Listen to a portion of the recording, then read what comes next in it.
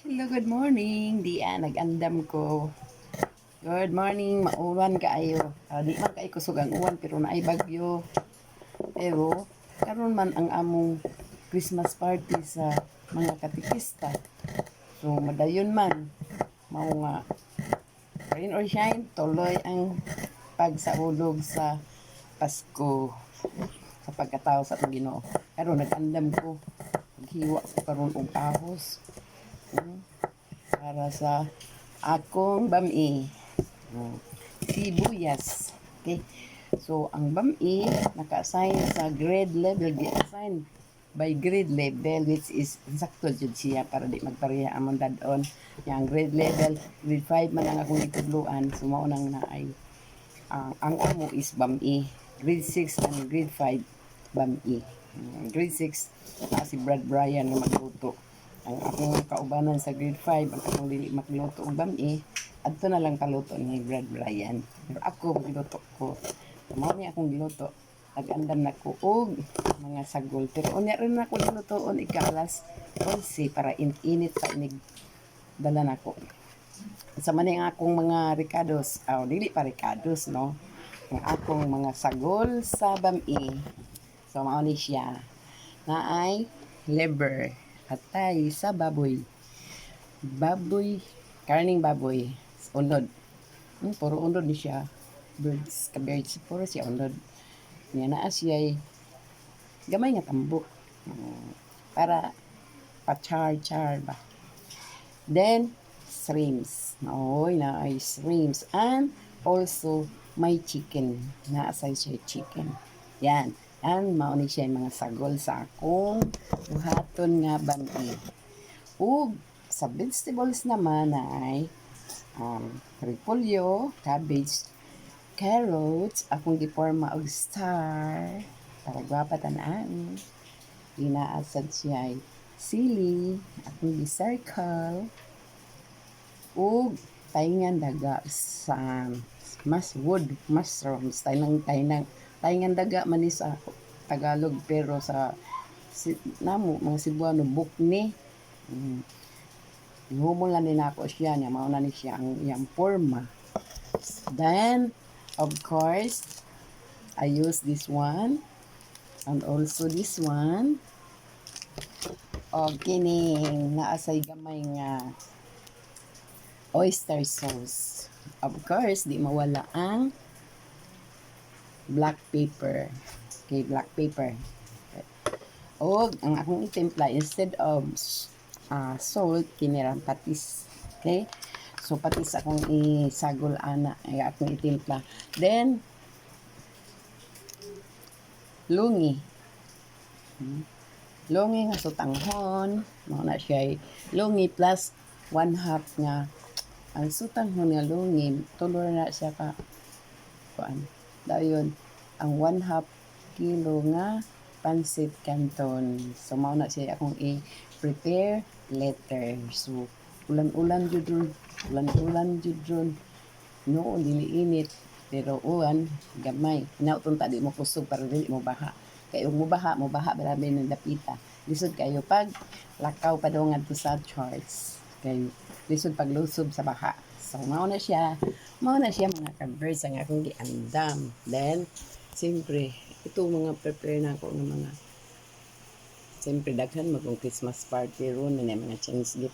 Pero karon wala ko mo appeal sa change gift. Murag wala man to nasabutan na mag change gift. Depende lang kung naedad on. Maybe magdala kog mga panghatag-hatag siguro, bihon ba or whatever. Basta mga ihatag sa kuan sa itakaan.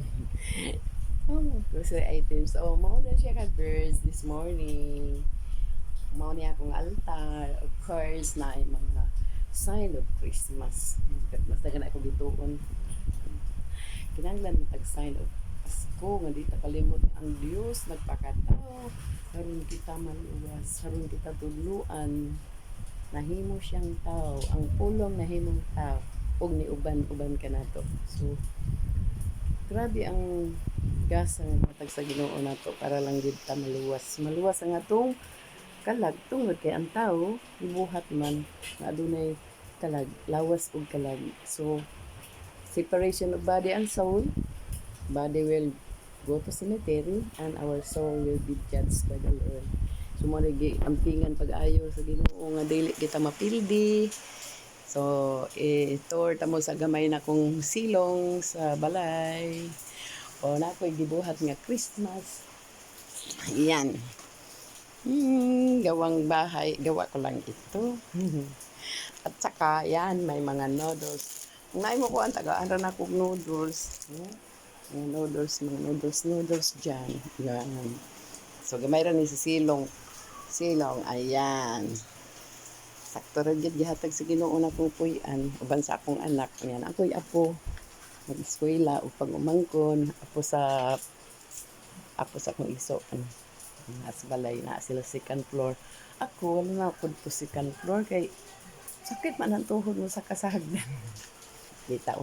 Sure, sakit dyan ang tuhod. Gahapon, halos di ko kalakaw sa kasakit. Sa akong hawak, ang anak dyan, reality. Tiguang na good. 69 is, tiguang na dyan siya. So, ang lawas na mahina na. But still, sakit man, malipay lang gihapon ta kay kisa may di malipay anang kauban na to ang Ginoo no nga magbubuhat nga friend ato siyang suodon suod. Ako dyan ang timan-an o ako pag ginagitudlo dyan sa school hindi na to makalimtan ang upat kahaligi sa atong pagtuo makanay magbiya na to no kanang Apostles' Creed ang ito ako may kaya na siya balik-balikon og sabton sa mga maligihatag sa Ginoo nga unta roadmap para makaabot sa langit. Then, si Jesus Christ diha sa iyang pagpuyo sa kalibutan, sa wakas siya mobalik sa ngadto sa amahan sa langit, nagbilin sa sakramento. Ito ka sakramento haron makonek kita kaniya, iya ka nang gibilin sa simbahan. Diha sa pagbunyag unang sakramento, nahimo kitang anak sa Dios. Oh, kanindot, anak sa Dios mo mag-amping ha. Ni makasala man ta tungod sa ni atas kalibutan iya sang gibilin ang Sacrament of Reconciliation. Aron malig-on iyang gibilin ang Sacrament of Eucharist. Na malig-on ta kitungod tentasyon grabe kayo di sa atong nahuna sa atong kasing-kasing kalibutanon para mapildi jud ta kay ang kalaban gusto jud nga adto tas iyang gingharian sa impyerno. Pag human sa Eucharist, then kung gusto kung magminyo na ibuhat arita sa Sacrament of this marriage. Then sa Sacrament of Ordain, kadili pwede ang Dios magtawag gayud nga na ay magpari kay kinsa pamay mo padayon pag-consecrate mo padayon sa iyang mga sakramento kung walay pari. Importante kayo ang atong mga kaparian ato silang iampo niya dayon ang unwent of the sick. So, kanindot naman gid sa gihatag sa Dios kanato aron maluwas ang atong halag. Importante ipahibalo dyan na ni Kristo dili lang para sa kalibutan dili sa lawas dili lang kalibutanon mas nindot ug labi na gid ingon akong edad tiguang na makatuon ang atong hunahuna buhat kasing-kasing makalantaw na ngadto sa langit nga mao'y paulian. Dako kay gugma sa Dios ug yagi ka nang gihatag ang kapasayloan sa sala kung magbasol moanggon sa sala ug magbasol. Padayon kita nining kinabuhi nga malipayon tungod kay siya nagpakatawo man atong gihandom atong gi-celebrate nga birthday dili lang kay sa dinhan makalimot nga ang rason sa pagpakatawo mao ang atong kaluwasan di ba o sa may buhaton sa mga elders like me siyempre ang pagtabang sa uban dili lang sa panglawas physical o sa pagkaon sa lawas labi na gyud ang pagkaon alang sa kalag so padayon ta diha sa pagpamalandong pagkatao siya pero dunay second coming diin siya mobalik o muhukom sa buhi o sa minatay sa mga nangamatay na so dili exempted ang nangamatay yung tanga ay wa na ko'y apel anak kay mamatay na ko anang panahon na dili kinahanglan Samtang buhi kita, ang Diyos nagpabuhagay sa iyang kaluoy. Padayon siyang naluoy kaayo kanato sa mga makasasala. Natong mga makasasala. Apan human ni aning pag moabot ng separation of body and soul. Dili na kaluoy ang ihatag sa Dios kundi ang paghukom na kanato, no?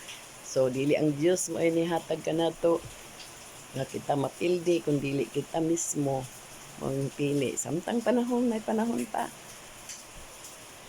We can change by asking the grace of God nga makaamgo kita nining kinabuhia. Grasya gikan sa Dios niya ato sa panahon sa grasya. Panahon sa grasya diyan nga pagkatao si Jesus nga ato gayong handumon atong pasalamatan ang amahan nga nagpadala sa iyang anak ang Dios niya sa karon mo sangpit gyud kita sa Holy Spirit kay siya karon ang nagdala kalibutan, no? So pagkanindot, so Merry Christmas sa tanan. May kwarta magwala ang Dios kanunay naa. May sakit man kita o sa wala ang Dios mao gyud atong sandigan. Oh, ayan. Bye-bye. Love you.